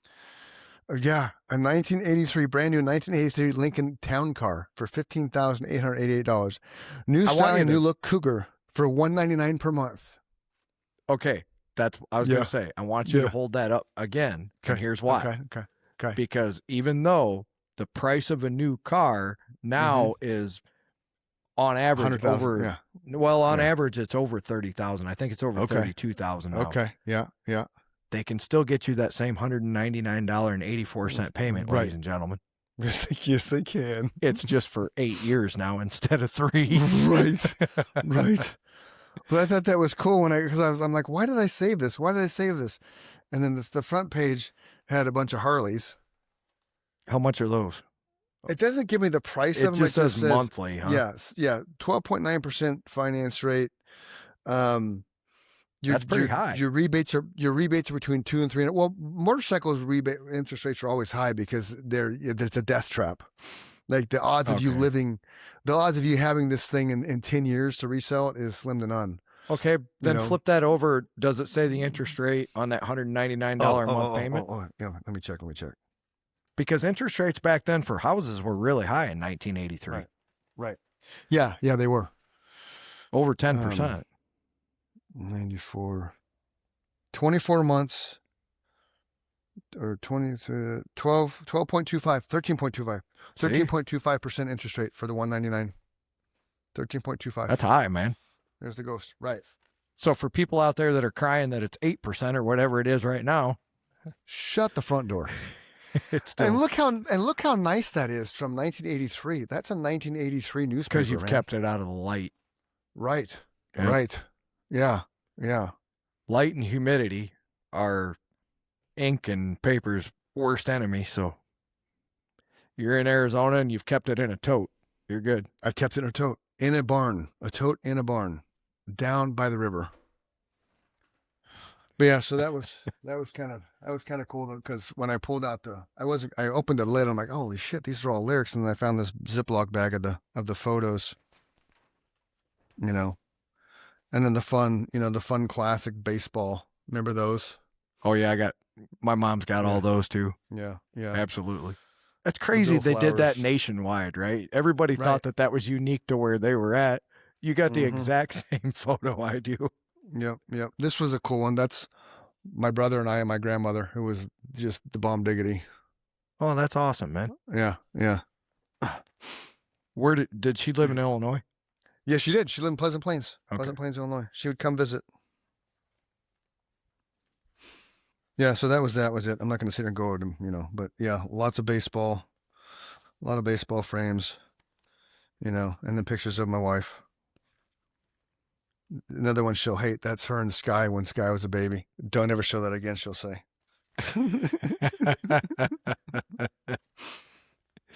Hey, the little girl, little Nikki, 1977. August Even 5th, though 1977. I'll say one thing. I hate having my picture taken. Anybody that knows me knows that. Yeah, yeah. But just to prove that I'm an enigma in every part of my life. Yeah. I've never heard anybody say, I'm sorry I have that photo. I've only ever heard people laugh at themselves in jest. And like you said, I hate that photo or whatever, but I've never heard anybody say, I'm sorry I took that photo, Yeah, no, it's that's the thing. Like Skylar was over last night. She brings Anthony's stuff over. Chip comes over to visit. And we were talking about photos or something. And we're talking about eyelashes and how she likes eyelashes. And I made the comment. I said, yeah, because no guy ever said, "Oh, I want a girl with eyelashes," And her husband June says, "Yeah, it makes you look like a Mexican." I was like, "Yeah, Sky, there were some pictures you had. I don't take selfies." I said, "Not anymore, but you did." And it's because I have them all. There were some of the selfies you took with those eyelashes and makeup on. You look like a cholo. You look like, like straight up. And she's beautiful. She's beautiful. Sure. But some of the stuff, it's just like, okay, homegirl. Like, what's up with that, Well, it's like Dave Chappelle said in one of his comedy skits. I'm sorry I said that, but some stereotypes are legit, man. They are. That's true. Yeah.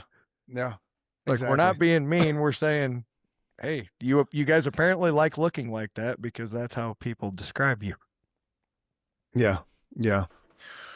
Nikki's nervous because she's afraid he's going to get sent somewhere else. I'm like, I'm assuming California because why would you, but we'll find out. So let's go back to football, how we started. Yeah, let's go back to football because it's interesting. Then we'll wrap this puppy up. So Harbaugh is now the Giants coach. Which again, I'm on the fence about it, but the more I learn about him and the more I read about it, it seems like a good fit. There's a guy we call him the license plate guy from the New York Giants. You've probably seen him at games. He's used to wear the license plates around his neck, and they would. Oh, yeah. Okay, he's like super involved in Giants. I don't know what he does for a living, but he's like super involved in Giants to the fact that he's sidelines everything. So he's championing the cause. I'm like, all right, he knows what he's talking about. You still have 8 vacancies in the NFL coaching carousel, and nobody's being interviewed until after the playoffs, which poses the question, how did Harbaugh get an interview before the playoffs ended? Because you're supposed to have that Fairness Act, right, that they have. And the dude got $20 million a year, 5 years, $100 million contract. I don't know if there's actually a written rule that says you can and can't do certain things. I thought it was the Rooney Rule. I thought or was that just minority? Maybe that was just the minority aspect. I have to go with I don't know. I'm sure that it must be an unwritten rule. Otherwise, the Giants wouldn't have been able. They're not going to do something illegal or under the table that blatant, right? Yeah, this is true. Yeah. I just don't know enough about, like you said, what the rules. I think it's more of an etiquette was the word I'm looking for. I think it's an etiquette thing more than a rule, Yeah. And in his case, he wasn't in the playoffs. The Giants weren't. There was no postseason implications for him talking, right? No, but yeah, he just got fired last week. Just, and now so that tells me nobody wants Mike McDaniel quite yet, right? Jake said Mike McDaniel's going to the Lions. Oh, he is? Yeah. Because I thought Mike McDaniel as an OC? Uh-huh. Well, they need one. Yeah, and there's rumors now that Dayball's going to Washington to be the OC. Like, that's cool because that means they'll suck because he was the OC called the, I mean, it is what Right. it is. Like, you're a Yeah. quarterback's coach, Dayball. Just go back to what you know, man. But yeah, McDaniels, Jake said was going to Detroit. That's the rumor. Which I could say, I think if you're a head coach and you get fired, and Harbaugh's going to be that exception, you don't go be another head coach. I get the reason why. What's funny to me, and I thought about this last night, 3 weeks before this, the end of the season, it was Gruden. Where's Gruden going to go? Where's Gruden going to land? Nobody's talking about Gruden again. Nobody. No. Nobody. Which is crazy. There's a little rumor about him going to Tampa, but that was it. It was just a rumor. Nobody's talking about Gruden. Well, then that means one of two things. Either his mind's already made up and he knows where he's going, or there's no interest, right? True. I would say it's probably the former. He probably knows where he's going.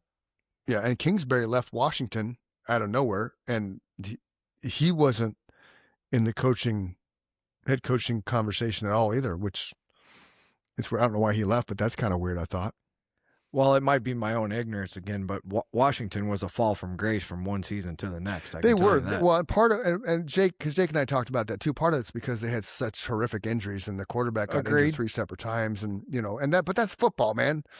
Like you can't, and that goes back to which you and I have talked about, which I still fully believe. You don't have the intense practice 2-a-days anymore. You don't have the full pad practices 2-a-days anymore.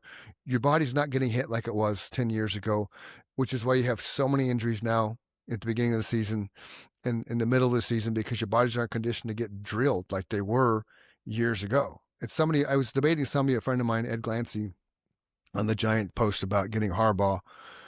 And somebody commented, well, maybe Jackson Dart will find his way. I'm like, Jackson Dart has his way. I saw your comment. I agree with what you said, too. Yeah, Jackson Dart, that's how he plays football. Like, shut up. Like, you play football because if football is a violent sport, you don't play football to go out there and as soon as you see you're going to get hit, you slide. Well, here would be a silly analogy, but it's an accurate one. Okay. We didn't practice with acoustic instruments and then take our electric instruments to the gig and rock out, right? Right. Yeah. Because it sounds totally different. And the vibe's totally different. And the energy's different. And that's a really Actually, it's not a silly analogy. It's very accurate. It's a really good analogy. Yeah. Because you can't practice soft all summer and then September whatever, 27th or whenever the first game of the season is, then go out there and go balls to the wall and run 18, 20 miles an hour at each other at full clip. I don't think you're so far from the truth, man. No. As far as injuries go. No, I think it's dramatically affected the game. The way that they practice now, collective bargaining agreement has destroyed football. The way it was played and meant to be played. And if you talk to all the old school players that still have all their faculties, because really it's if you look at all the people they played football from the dawn of time to when they started, wussing it out, in the 80s is when they started doing all that stuff, strike, the mid-80s, 90s. Yeah, towards the latter half of the 80s, I think, is when the unions, the collective bargaining players union came about. Right. But it really didn't start dumbing down the physical aspect of it probably until the last 10 years, I think, is when they came up with, you can't have 2-a-days, you can't have full pad practices. But in the beginning, you have to remember that it was the opposite, where if you didn't play, you didn't get paid. So there were two schools of thought. There were owners who would dope guys up just because they wanted the revenue to keep coming in that they didn't want the stands empty. True. Or there was the players' motivation, like Jim Harbaugh said on the dark side of football, where you just bought a summer home and now you have 2 mortgage payments. And if you don't go out there and play football, I don't care if you got a broken fucking leg. Let's, brace it up. Let's shoot you full of whatever. He said it was like a pharmacy in those locker rooms back then. Oh, yeah.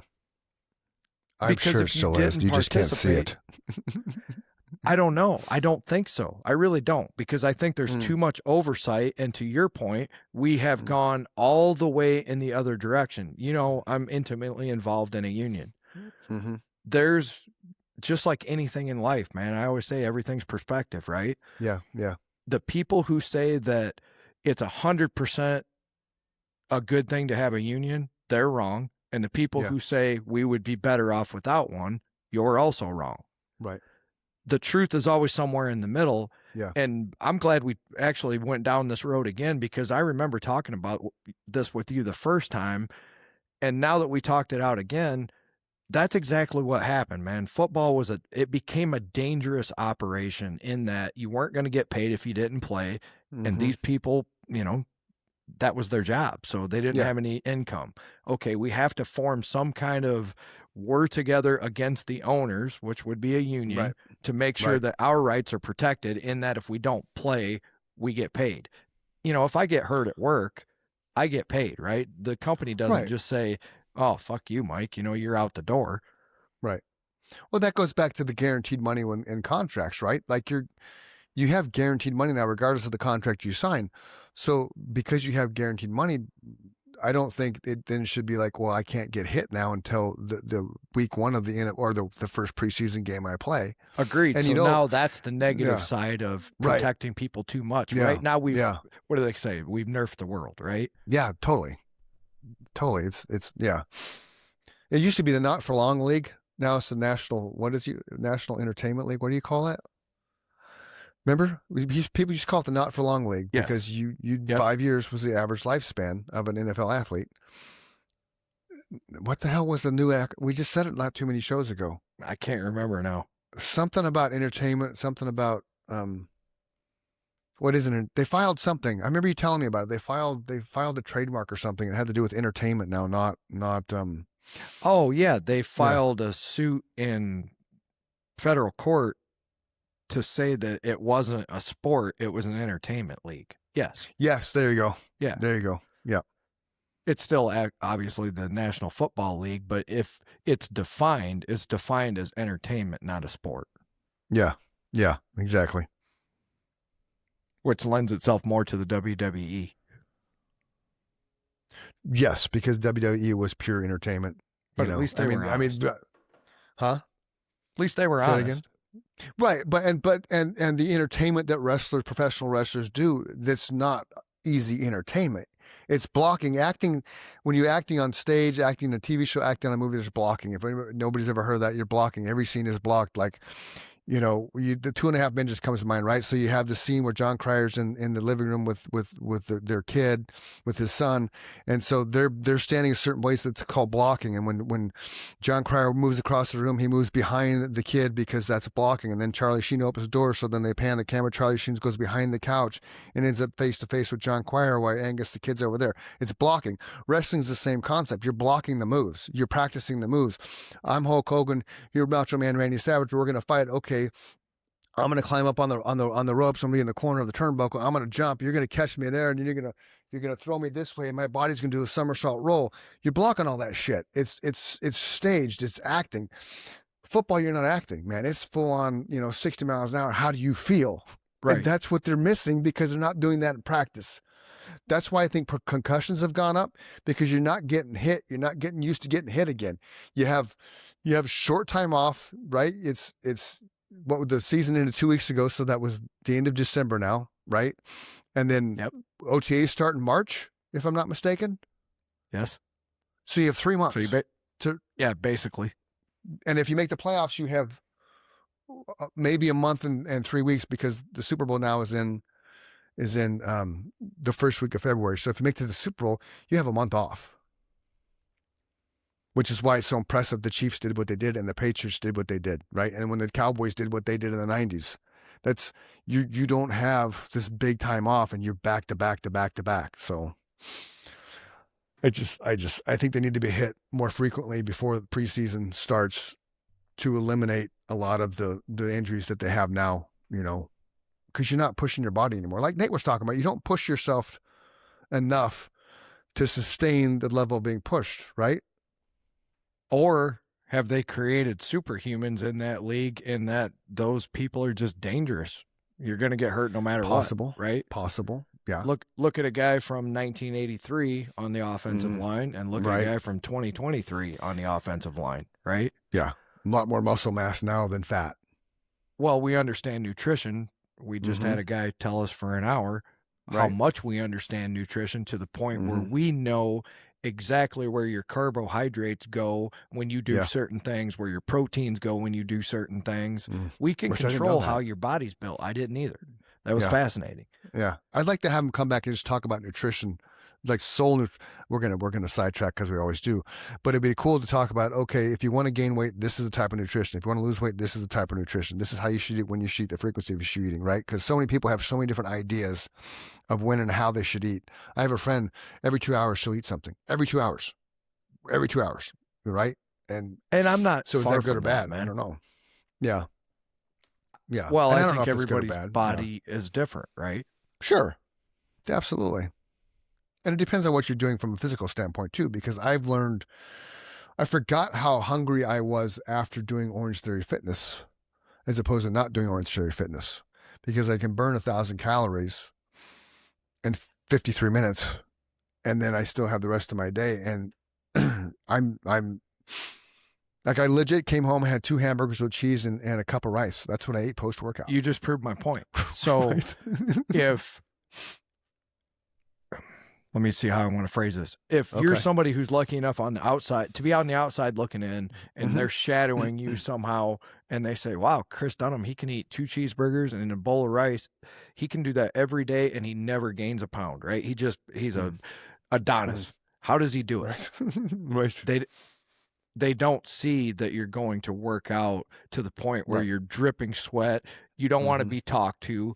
You're just Right. there on a mission To work out. right? I'm there to kick my ass. If I eat 2 cheeseburgers after just working for 10 hours and I do that Right. every day and a bowl of rice, I'm going to start gaining belly fat all over the Yeah. place because Yeah. I'm not doing anything with all that protein, right? Right. That's Yeah. why I'm saying everybody's nutrition, and I wanted Nate to get to that, and he did. Everybody's nutrition is different, right? Yeah. It's based on what you're doing and how you're living your life. You said it earlier. If you're sitting on the couch every day, you're going to gain weight for sure, especially if Yep. you're eating, Hostess apple pies and bread and Right. And just to clarify, I didn't have McDonald's cheeseburgers. I had 2 smash burgers that we made last night on the Blackstone. I made extra, so when I came home today, basically those 2 beef patties that were smashed, I threw cheese on it and a cup of rice and nuked it. delicious. So it wasn't like I'm supersonic cheeseburger, sonic size fry, Route 45 iced tea. Woo! That's what I used to order at Sonic years and years and years ago. That was my thing. Supersonic cheeseburger with mayo, sonic size fry, and a Route 44 iced tea. You guys have In-N-Out in Arizona, right? We do, and I've only been there a handful of times with Jake. I don't remember. Don Warnock, our buddy Don, he's always wanted me to send him In-N-Out burger. Like, got to send me an In-N-Out burger, brother. I'm like, I don't know how. So that's why I got him that Kansas City Chiefs banner that I found. It was on Marketplace one day. And I was like, Don would love that. And I messaged the chick. I'm like, hey, is this available? She's like, yeah. I said, you want this for it? She's like, yeah. I said, all right, cool. I'm there. And then like the next time we picked it up and shipped it to him. I was like, what's your address, Don? He's like, why? I said, I'm going to send you something. And I'm sure in his head was like, oh, I'm getting burgers. In-N-Out. Burgers. Right. And then he's like, and then he was blown away by what he got because it was the coolest thing to him ever. Because here's this random thing I saw that I knew he would love. And it's like, there you go. That is awesome. Okay. Somebody asked me if they could show on my listings. Like, which one? I have many. Can I show one of your listings at 115 today? Which one? I don't just have lead one. with the address. Lead with the address. Hi, Chris. Can I show your? I think. Did you mean to say via day? I'd have to respond back and say I try not to have all my eggs in one basket. So define which. Well, her thing says, "Can I show you via day?" I'm like, via day. Oh, I gotcha. Sure. Let me tell the owners. Yeah, Verizon went down yesterday, which I had Monday. Monday it went down. And I'm like, or Wednesday? Wednesday it went down. I'm like, I have Verizon. I'm fine. So it didn't affect you at all, huh? Not at all. Not at all. I saw a lot of bitching on Facebook about that. That's how I found out about Neanderthal posted that I'm not ignoring you. Verizon is down. And I was like, what do you mean Verizon's down, man? So that makes me wonder if they got hacked. They cover up a lot of that stuff. Oh, Like, yeah. we're having networking issues. I'm starting to think most of the time these companies are getting hacked. I think so too. And I think part of it is that's where I think our next wars are heading. It's going to be cyber.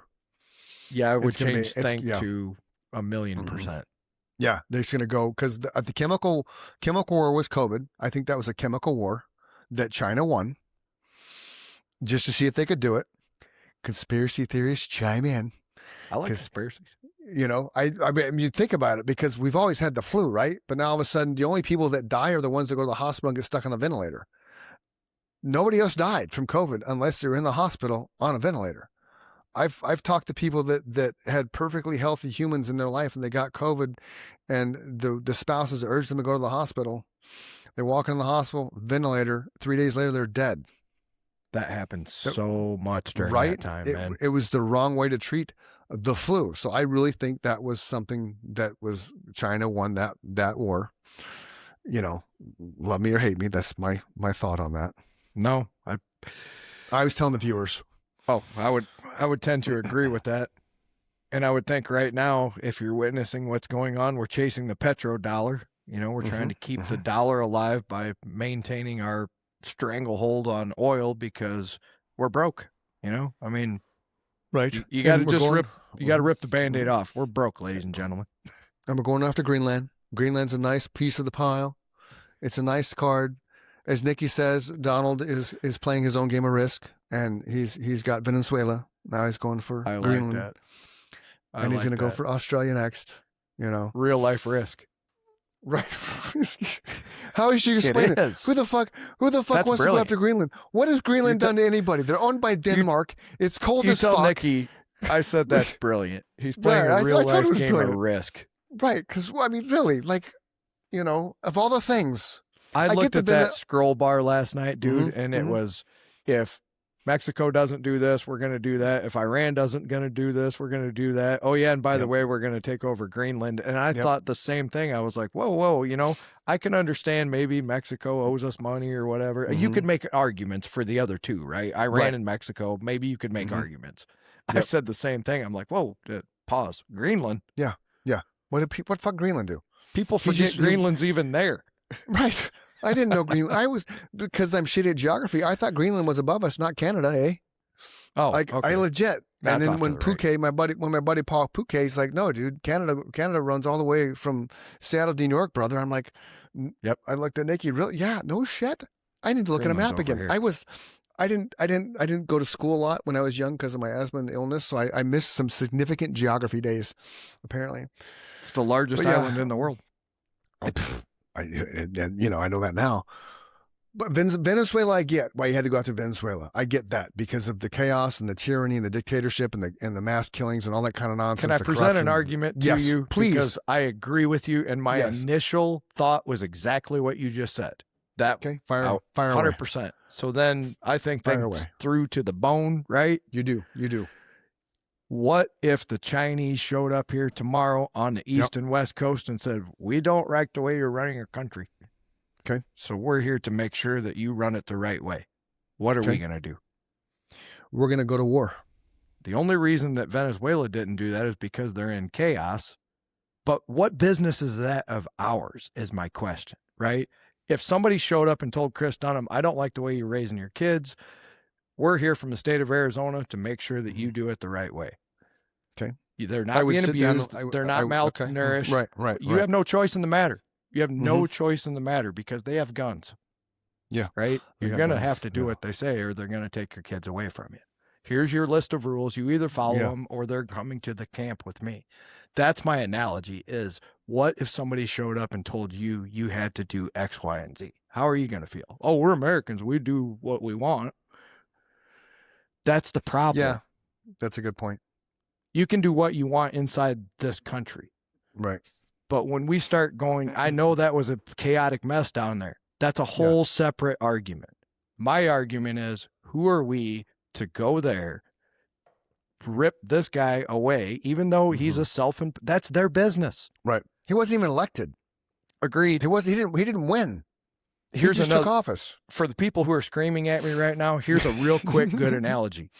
Yeah. We thought we were doing good when we cut the head off in Libya with Gaddafi, and we Mhm. created a fucking nightmare that we're still living today. That's a mess, and always has been. Was that Reagan? No, that would have been. Was it Carter? Jimmy Carter? No, this is way later. Like Hillary Clinton was involved in that operation. Oh, Obama. Obama, Yeah. mama? Yeah, I think Okay. it was Obama.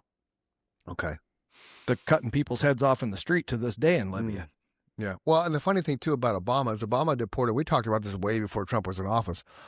Obama has deported more illegal aliens from this country than any other president combined. He's also killed more innocent people with drone strikes than Right. any other president Right. ever. Right. The biggest difference that the argument I get with that, which is legitimate, Obama did it quietly.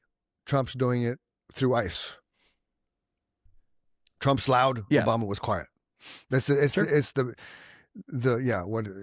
the method of which they chose to do so with it. And then you see these little things with even Clinton talking about illegal aliens need to be removed. So it's like, we're not getting political, boys and girls, because we're not. We all have, Mike and I voted, and we're big believers that as long as you vote, you're allowed to talk politics without choosing sides. And we're not choosing sides. I'm just bringing that up because ICE is a big topic now. And every president before Trump has talked about illegal immigrants being a Every major one problem of in them. this country and how they need to be removed. It's just the methods of which they choose to remove them is different. Sure. Trump's look at me. Trump's doing what I hoped he wouldn't do. I hoped he would come in and restore his legacy and build a better country for the next president to come in and just pick up and go on. But his legacy, whether you love or hate him, it's not a legacy that's going to be looked at fondly because how he's doing Unfortunately, I things. think the guy's off his fucking rocker at this point. I really do. I think I don't think he's all there. They're all off their rocker. I think the power goes. No, to their I head. mean The like be- Ronald Reagan off his rocker. Mm. I think you're going to find Okay. out if he lives long enough. I think Yeah. you're going to find out that like you don't. Oh, in the He's brain. always said outrageous shit, He but has. now he's saying stupid shit. Right? Right. There's right. a difference. Yeah. I agree. can. The best. Howard Stern said outrageous shit for years. You can Right. agree or disagree. Right. He did. But he built himself into an empire Mhm. because he was an intelligent man and he knew how to push people's buttons. Push the buttons. Right. And now Trump he's knew how boring to as do the fuck. same thing, and now he's getting boring as fuck. It's Right. like you're So just now, saying yeah. shit to Mhm. get. Be relevant. You're not relevant enough. Thank you. The best thing that Trump said in the last probably 4 or 5 months, maybe not that long, maybe the last 2 weeks, is when John Harbaugh got fired, he tweeted that the Giants need to hire that man. And, because, and obviously the Giants listened because they hired John Harbaugh and paying him $20 million a year for the next 5 years. Whoever And said there- that he was the best candidate, I agree. I was hoping that's who you guys would get. After, because I don't follow the Ravens. So all I see in the Ravens is you have 2-time MVP Lamar Jackson, and he one of the top 10 ever running backs in Derrick Henry. Like, I still to this day don't know why Tennessee let him go. They were stupid. Pay the man. Derrick Henry the longevity of running back is short, but when you have somebody like Derrick Henry who's proven year after year after year after He's year way after more year. durable than a regular running Yes. back because he's 250 pounds. Right. Now, if Cam Scadaboo can stop leading with his head, he's going to have a long career too, because Cam Scadaboo is hard to bring down.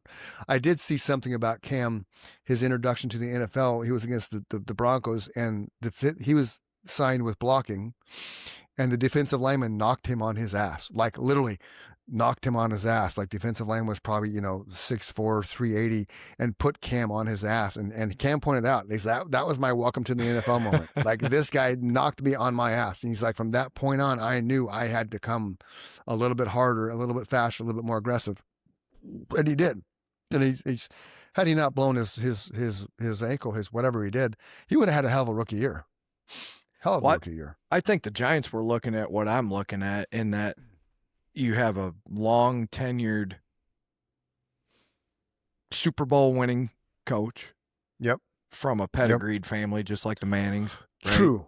You know, you're talking an entire decades, generations of football minds in that family that they have to draw from. And I just think he was the most experienced, mature. The Giants can't just hire anybody, right? It's New York. No. Right. He's going to have to win at some point. Well, yeah. But the other problem though with the Giants is if you look at the coaches they've hired since, Coughlin contradicts that statement. They hire just anyone. Well, the Bears did that for a long time too, and you would think that the city of Chicago, as big as it is, would put a winning team on the field. See, that's the thing. The Bears, the Steelers, the Giants, who else is long? The Packers. Those are like the. I don't think of any. I can't really think of any other team. Maybe the Raiders. Those are like 5 coveted, long-standing, religious football teams, right? Like you follow these teams with a religion. Like you travel better than anybody. Oh, Nate just sent me a picture. Let's see what happened to his wife. Man, hopefully it's not bloody. Yeah, hopefully it's not bloody. Oh shit. No. Okay. Oh shit. Oh yeah. Wow. Okay. Oh, thank God, dude. Thank you for sharing. We were worried about you. Oh, I'll send you the picture, Mike. Yeah, that's a dinger. It looks like 3 cars involved in the intersection. Which, somebody was on their out phone. There, people. Get off your fucking phone. Yeah. Somebody was on their phone. Because I just sent it to you. Yeah, somebody was doing something stupid. And if you have a car like we do nowadays, there is no excuse for that because all you got to do is talk and it'll do whatever you want it to do. You don't have to look or touch it. You don't have to touch anything. No. Oh yeah. Although I will say they need to improve Siri, because when you voice text with Siri and then when you get to a stoplight or get to your destination, you look at what Siri just sent, you're like, what the fuck? I didn't say any of that. I have to shit you not, dude. Sometimes I have to, for Siri to understand me, I gotta do this. Hey Siri, text Mike Michaels. Hey Mike, I'm running late. I'll be on the show in about 10 minutes. Jump on with Nate and I'll be there shortly. It gets it spot on. But if I say, hey Mike, it's Chris, I'm running a little bit late. Hop on the show with Nate. I should be on there about 10 after. It'll come back something whack-a-mole. Hey, I'll read it like, hey, Mike, it's Chris. I'm wearing a dress. I can't find my slippers, but I should get there within 10 minutes or so. Like, what the fuck, Dave? Like, it's ridiculous. It's ridiculous. All right, we're going to wrap this puppy up. Glad your wife's okay, Nate. We'll have you back on as always. As always, appreciate you coming on the show. Welcome here anytime. Absolutely. Again, this is the Chris and Mike Show. We are proudly brought to you. We actually are proudly bought to us because they paid for this. We're proud to say a portion of our show is supported by and sponsored by Riverside FM podcast platform. If you've never podcasted with Riverside, check it out. It's pretty cool. It does all the kinds of stuff that we love, and we've been doing it now for 100. This is 168th show. Yeah, somewhere around there. Yeah, 168 shows. So pretty legit. I use it for my personal stuff too. So check them out, Riverside. And hey, if you're feeling depressed, if you're feeling suicidal, if you're just not having a good day, it happens to everybody. Go journal, go run, go for a walk, go work out. Call somebody to talk to. If you can't find somebody to talk to, text 988. Someone is there standing by to connect with you, to help you get out of that mindset and talk you off that cliff or off that ledge. Tomorrow is always a better day with you in it. Mike and I have both been affected by suicides. It sucks. It leaves a hole in that person's heart. You don't think that people love you. They do. You don't think people care about you. They do. You don't think people will miss you. They will. Don't be that person. Tomorrow is always a better day. So it's even better when you wake up with us. That being said, this is Chris from Mike Show. I'm Chris. He's Mike. Good. Not good. Glad everything's cool. Nate with the wife, nobody was hurt. That's a blessing, because that would suck. I actually thought it was a joke, not as a bad way, because Nate went down a path of he was doing some stand-up comedy, so I legit thought he was joking. So that's why I was he caught me off guard for a second too, and then I saw his eyes. Like, right. Well, that's me too. Then, because he does. He was doing some stand-up, so that's what because it was so abrupt. Like we were in the middle of a conversation. He looks down. He's like, "I got to go. My wife was in a car accident," and I was like, "Are you kidding?" Well, the three of us have such good chemistry. I could see how that could happen real quick, right? Yeah. We're all fucking jokesters, so yeah. He got me for a second too. I'm super glad she's okay. Yeah, absolutely. So until next time, thank you for listening. Thank you for watching. Thank you for tuning in. As we continue to grow our little Chris and Mike world, we're glad you're part of it and on the journey with us. Absolutely. See ya. Love you, brother. Love you too, man. Peace. You get to press stop. Stop. We're gonna fly and disappear. Look the